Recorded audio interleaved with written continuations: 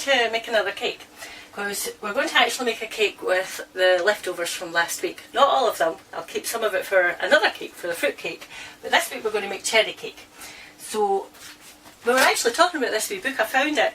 This wee book's the original Biro cookbook that people like my mum or my mum's auntie or whatever would have. So this one, as you can see by the state of it, this book is as old as me. Just see it now, keep it there. There we go. Oh, there you go, very apt. Granny loaf, walnut bread and things. But this is at least as old as me, and I'm 53. So, good grief, it's been doing the rounds some. But that's where my Christmas cake comes from, albeit with some modifications. A wee bit like today's cake. Originally in here, but I've modified it slightly. So what I've got here is 110 grams of my Vitalite, my margarine, that I was telling you about. So perfect for cakes, it tells you, and it seems to work for me, just from Lidl, 69p. No point working with dear butter if you don't need to. So I think that works fine. So 110 grams of the butter mix thing, 110 of caster sugar I've got this week, but granulated would do fine for this. We have 2 eggs already beaten with 50 grams of milk. Now I'm leaving out 50 grams just now, but I may add some afterward depending on how thick this feels. Into this I've put a teaspoon of vanilla essence. Now if you've not got vanilla essence but you have almond essence, that would go really well, because we know almonds and cherries go really well. Think of cherry bakewell, really good mixed together.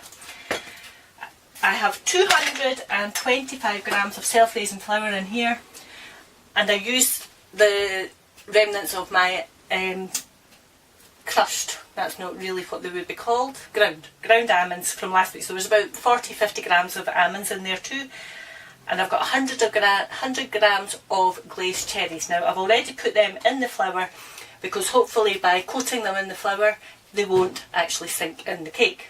But we've got another wee tip for that later on, so we'll just leave that to the side just now.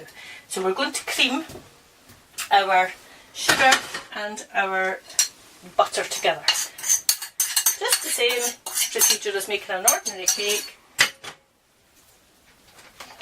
So just give me a minute and we'll just be.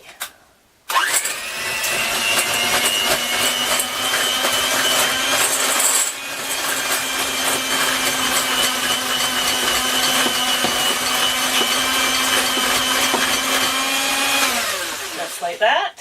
McKenny's, we've got my using glass bowls today, so as you can see, I'm not convinced this will fit into here, but hey ho, we shall have a bash. So I'm going to, you really probably should add it all gradually. Well, I'm just adding it all together, just for quickness.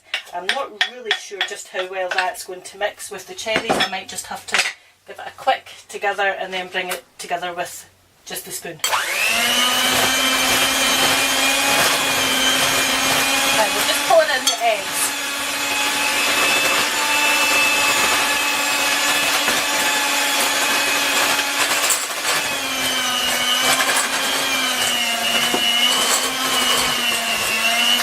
Now this is quite a thick mix, so just give me a second, I'll just clear these blades.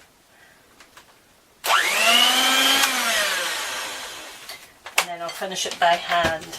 I'll move that out the road, Kenneth dear. Learning as we go here. So just let me feel what I feel like it looks like now. It will be quite a thick mix because I've put the almonds and things into it.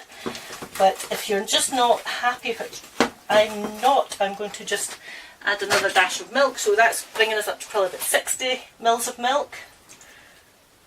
But this is just my preference.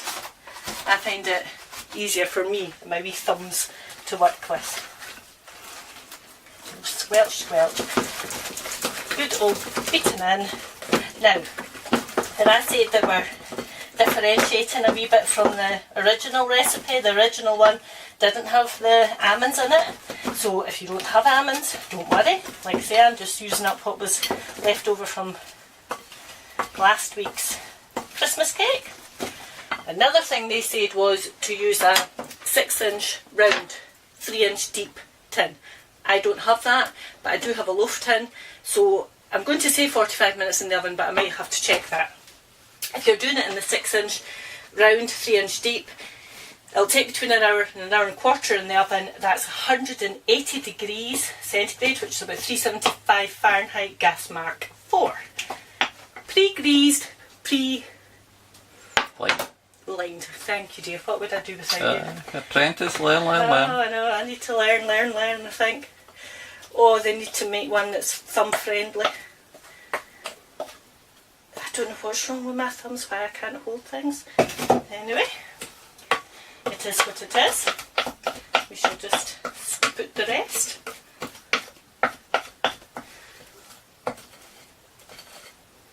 I wonder if any of the girls will want to eat this. Do your girls eat? Or your children? Do you give them the bowls and things? They might not like it quite so much if you use the almond essence right enough, but... There was somebody talking about it online the other day and saying it's usually the kids rather than the adults that go for that sort of bowl looking... Well, I mean, I was always the one in my mum's house, but then I was usually the one that cooked as well, so I knew it was raw eggs and things. And didn't bother me, as it did with some. Right, we're going to just spread that around a little. And then I said about having another wee tip. So my other wee tip, apart from using a cloth to get rid of this, give me a wee second, always keep a cloth handy, is just using the back of a spoon. I've kept some of my cherries out so they can sink.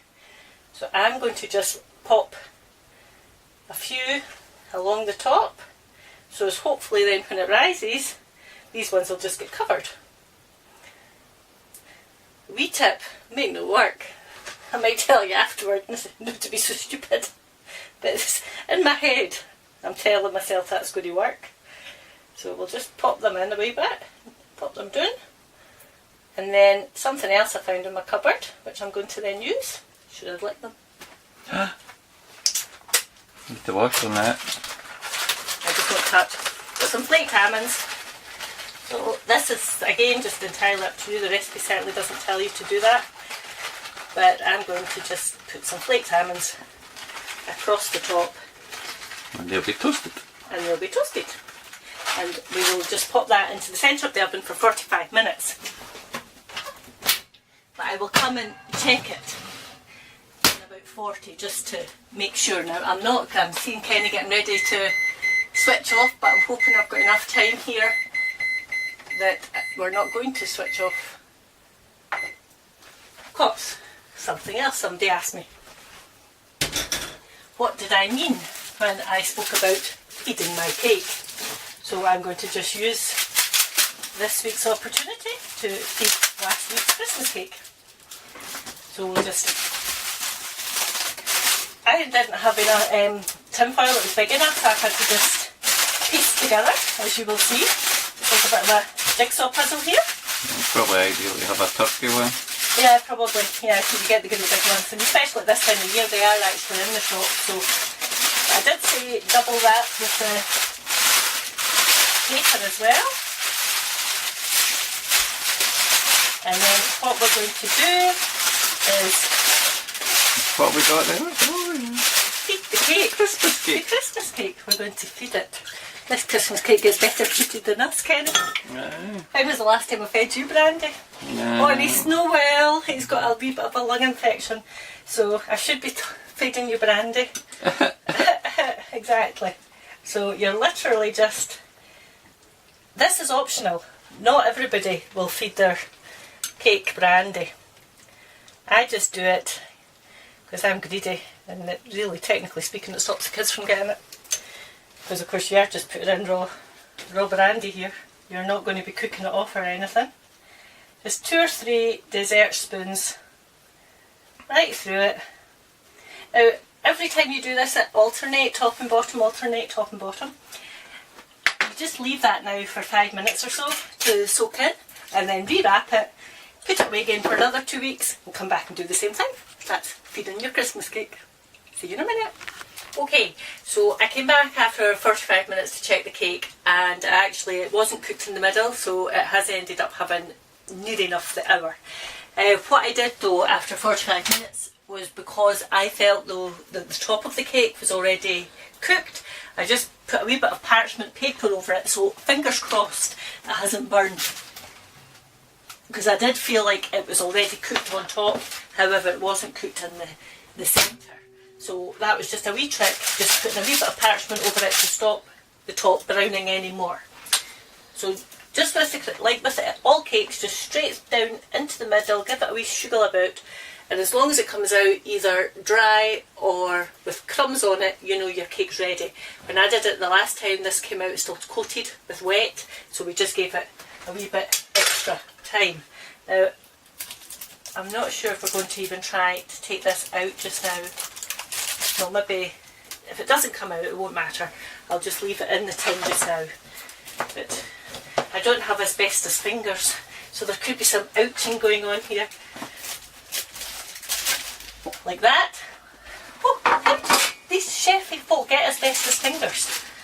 Anyway, there you have it. We shall just leave it to cool. And there you have one cherry and almond cake just made over from the leftovers from the Christmas cake last week. How clever is that? How easy. Any excuse just to make another cake, mind you, in this house, so hope you enjoy it. Thank you for watching. Bye.